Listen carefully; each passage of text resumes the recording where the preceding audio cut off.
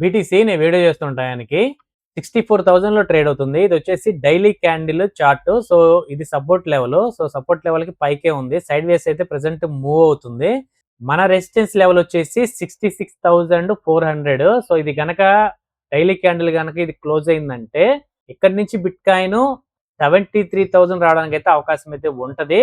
But అది next week జరుగుతుందా లేదా అనేది అయితే చూడాలి. సో నెక్స్ట్ వీక్ 72,000 లేదంటే 73,000కి వెళ్ళడానికి ఉంటుందని నేనైతే ఎక్స్పెక్ట్ చేస్తున్నాను. బట్ నేను ఎందుకు అలా అనుకుంటున్నాను అనేది ఈ వీడియోలో మీకు నేను చెప్తాను. బట్ ఇక్కడ నుంచి డౌన్ అవడానికి కూడా అవకాశం ఉంది. సో 62,000 కనుక బీటీసీ డైలీ క్యాండిల్ కనుక క్లోజ్ అయిందంటే ఇక్కడ నుంచి ఖచ్చితంగా 59,000 లేదంటే 60,000 రావడానికి అయితే అవకాశం అయితే ఉంటుంది. బట్ చూద్దాం రెండిట్లో ఏది జరిగిద్ది ఏంటి అనేది. ఫీర్ అండ్ గిరి ఇండెక్స్ చూసుకుంటే 23 ఉంది. సో లాస్ట్ వీక్ వచ్చేసి 18, ఇప్పుడు వచ్చేసి 23, కొంచెం బెటర్ అని చెప్పుకోవచ్చు. బట్ ఈ వీక్ ఎలా పెర్ఫార్మ్ చేస్తో చూడాలి.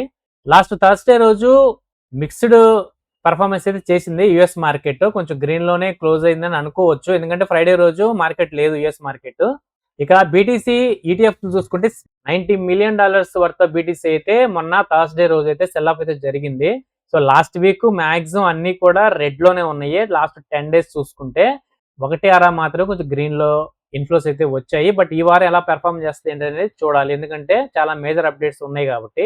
సో లిక్విడేషన్ హీట్ మ్యాప్ కనుక చూసుకుంటే వన్ డే ఫ్రేమ్ చూసుకుంటే రెండు పక్కల కూడా ఒకేలా ఉందన్నమాట. అంటే డౌన్ అవడానికి అవకాశం ఉంది, పైకి రావడానికి అవకాశం ఉంది. లిక్విడేషన్స్ ని హండ్ చేయాలని ఎక్స్చేంజెస్ భావిస్తే, బట్ 7 days లో చూసుకుంటే మాత్రం కొంచెం పైకే ఉందని చెప్పుకోవచ్చు.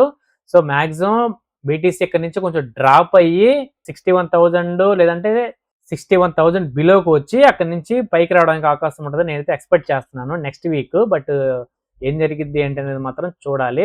అది కాకుండా నెక్స్ట్ వీక్ వచ్చేసి ఆప్షన్స్ ఎక్స్పైరీ కూడా ఉందన్నమాట. 72,000 మాక్సిమం పెయిన్, దాదాపుగా 10 billion వర్త్ ఆఫ్ ఆప్షన్స్ అయితే ఎక్స్పైర్ అవ్వబోతున్నాయి.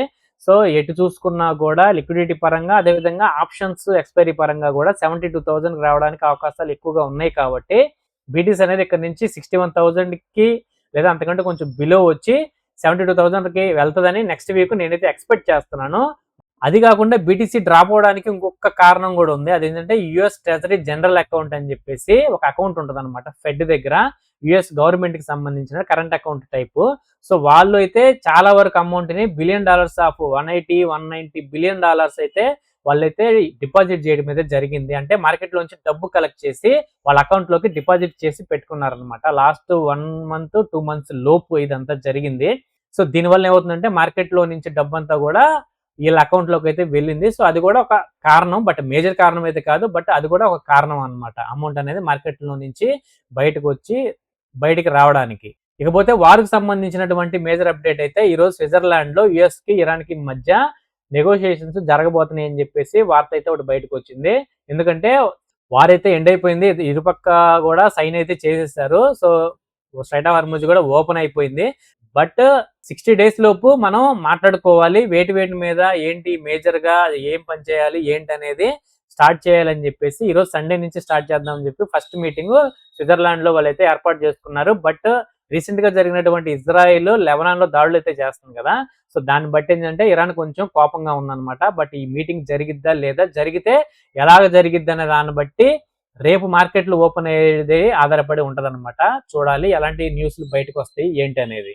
ఇకపోతే క్రిప్టో యాక్ట్ బిల్ అనేది July 4th లోపు పాస్ చేయించాలని చెప్పేసి వైట్ హౌస్ లో ఉన్నటువంటి చాలా బిగ్ ప్లేయర్స్ అయితే ఎక్స్పెక్ట్ చేస్తున్నారు. సో మార్కెట్ కూడా కోరుకుంటుంది. బట్ చూద్దాం ఏం జరిగింది అనేది, ఎందుకంటే డేట్ అయితే దగ్గర పడుతుంది. క్రిప్టో మార్కెట్ మీద ప్రెజర్ అయితే పెరిగింది. బట్ ఏం జరుగుతుంది ఏంటనేది అయితే చూడాలి. ఇకపోతే మేజర్ గా ఉన్న అప్డేట్ ఏదైనా ఉంది అంటే అది ఫెడ్కి సంబంధించింది. ఇంట్రెస్ట్ రేట్స్ అయితే 3.5 నుంచి 3.75 అలాగే ఉంచారనమాట. సో లాస్ట్ అయితే ఎలాగ ఉందో అలాగే అన్చేంజ్డ్ అనమాట. సో వీళ్ళు పెంచలేదు, తగ్గించలేదు. సో 12 మంది ఉంటే 12 మంది కూడా అన్చేంజ్డ్కే ఓటేశారు. బట్ ఇక్కడ ఉన్నటువంటి నెగిటివ్ ఏదైనా ఉందంటే మాత్రం అది వచ్చేసి 2026లో రేట్ కట్స్ హైక్ చేయడానికి అవకాశం ఉంటుందని చెప్పేసి ఒక హింట్ ఇచ్చారనమాట. ఎందుకంటే ఇన్ఫ్లేషన్ అనేది రోజు రోజుకి పెరుగుతుంది, వారు వల్ల కానీ లేదంటే వీళ్ళు తీసుకున్నటువంటి పాలసీల వల్ల కానీ, దాంతో పాటుగా ట్రంప్ గారు వేస్తున్నటువంటి టారిఫ్ల వల్ల. సో వీటన్నిటి వల్ల కూడా ఇన్ఫ్లేషన్ పెరుగుతుంది కాబట్టి ఇంట్రెస్ట్ రేట్స్ అనేది పెంచడానికి అవకాశం ఉంటుందని చెప్పేసి ఒక హింట్ ఇచ్చారు.